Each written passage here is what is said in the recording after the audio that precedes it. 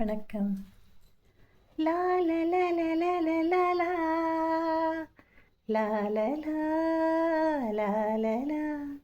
லா லா லா லா லா. ஒரு ராஜா ராணியிடம். நல்லா இருக்கு அந்த பாட்டு. இப்போ தான் கேட்குறேன். சும்மா அதையும் சொல்லலாம், அதனால என்ன இருக்குது, பாட்டு தானே. அதனால தான் அது பண்ணேன். உன்னை தப்பாக நினச்சிக்க வேண்டாம், சரியா? இப்போது இந்த குணங்களிலேயே மிகவும் சிறந்த குணம் பொறாமை இல்லாமல் இருத்தல். எல்லா குணமுமே சிறப்பானது தான். வள்ளுவர் எல்லாத்துலேயுமே அப்படி தான் சொல்லிக்கிட்டும் வராரு. ஏன்னா இந்த குணங்கள் எல்லாமே ஒருத்தரால் மேற்கொள்ளுதல் என்பது கஷ்டம் அப்படிங்கிறது அவருக்கு தெரியும். ஆனால் மக்களே, நீங்கள் மேற்கொண்டு பாருங்கள். நான் சொன்னதில் 10ல் 2வது நீங்கள் மேற்கொண்டால் உங்கள் வாழ்க்கை சிறக்கும். வாழ்வின் அர்த்தம் உங்களுக்கு புரியும். நீங்கள் வாழ்வில் மேம்பாடு அடைவீர்கள்.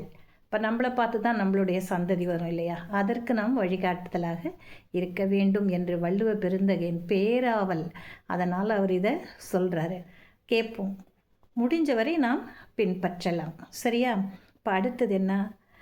அரண் ஆக்கம் வேண்டாதான் என்பான், பிறன் ஆக்கம் பேணாது அழுக்கறுப்பான். அரண் ஆக்கான் வேண்டாதான் என்பான், பிறன் ஆக்கம் பேணாது அழுக்கறுப்பான். சில பேர் இருக்காங்க, நீ என்ன சொன்னாலும் நான் கேட்க மாட்டேன்டா, நான் இப்படித்தான் இருப்பேன், சொன்னதையே கேட்க மாட்டேன், எனக்கு பிடிச்ச வழியில் மட்டுமே நான் போவேன், மூடு முட்டின்னு சொல்லுவாங்க. அப்படி இருக்கிறவங்கள, தன்னிடமே தவறு இருந்தால் கூட அதை ஒத்துக்கொள்ளவும் மாட்டார்கள், அதனை மாற்றிக்கொள்ள மாட்டார்கள், திருத்தி கொள்ள வேண்டும் என்ற எண்ணம் இல்லாமல் திரிவார்கள். அந்த மாதிரி சிலது இருக்குது நாட்டில். நம்ம பார்த்துக்கிட்டு தான் இருக்கோம். நம்ம ஒன்றும் இன்றைக்கி பிறக்கலையே இல்லையா? எல்லா வகையான குணம் உள்ள மக்களையும் நாம் பார்த்து கொண்டே தான் இருக்கிறோம்.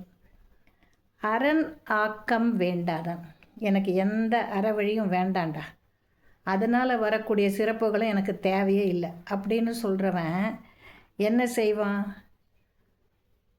பிறன் ஆக்கம் பேணாது, மற்றவர்கள் உயர்ந்து வருகிறார்கள் என்னும்போது, ஐயோ அவன் எவ்வளோ அழகாக சிறப்பாக வருகிறானே என்று பாராட்டக்கூடிய எண்ணம் வராது அவனுக்கு.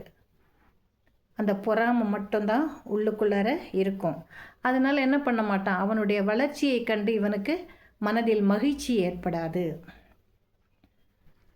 ஒருத்தர் நல்லா இருக்காங்கன்னு சொன்னால் நம்ம என்ன சொல்லுவோம்? சந்தோஷமாக, அப்பா நல்லா இருக்காங்கன்னு அது நல்ல விஷயம்.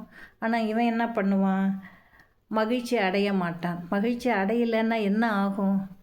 அந்த பொறாமை எண்ணமானது குறுக்குன்னு மனசில் இருக்கும். எங்கேயாவது இது முன்னேற முடியுமா? கண்டிப்பாக முடியாது. சரி, அவன் முன்னேறுகிறானா? அப்போ அவன் என்ன செய்திருப்பான்? முன்னேறுகிறான். அப்போ நமக்கு எது வருகிறது, நாம் அதனை வைத்து முன்னேறுவோமே என்ற எண்ணம் துளியும் இல்லாமல், அந்த அறப்பண்புகளை நாம் மேற்கொள்ள வேண்டும் என்று எண்ணாமல் பொறாமை மட்டும் அஞ்சு வயிறு எரிஞ்சிட்ருப்பான். அவ்வளோதான் பொறாமை, வைத்தறிச்சல். இதுதான் பொறாமை. என்னென்ன? வைத்தறிச்சல். அப்போது இதை வள்ளுவர் இதை மாதிரி இருக்கவங்க தாண்டா இப்படி இருப்பாங்க. எனக்கு வாழ்க்கையில் எந்த விதமான உயர்வும் வேண்டாம், சிறப்புகள் வேண்டாம், நல்ல பெயர் வேண்டாம் இப்படின்னு நினைக்கிறான் பற்றியா? அவன் மற்றவர்களின் உயர்வை கண்டு சந்தோஷம் அடைய மாட்டான் அப்படின்னு வள்ளுவ பெருந்தகை அழகாக எடுத்துரைக்கின்றார்.